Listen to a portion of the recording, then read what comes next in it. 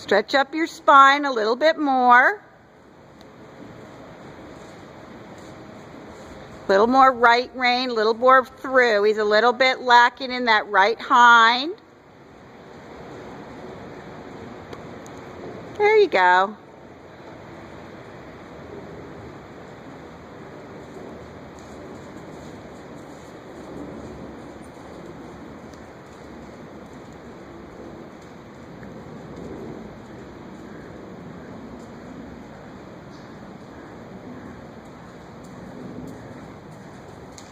Keep your hip forward.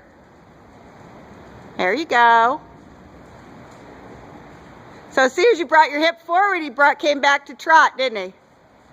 Yeah.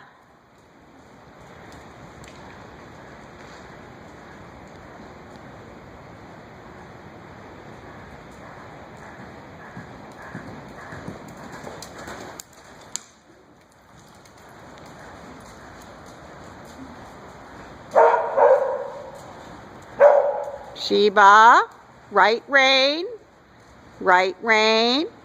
Stretch up, bring the hip forward. Good.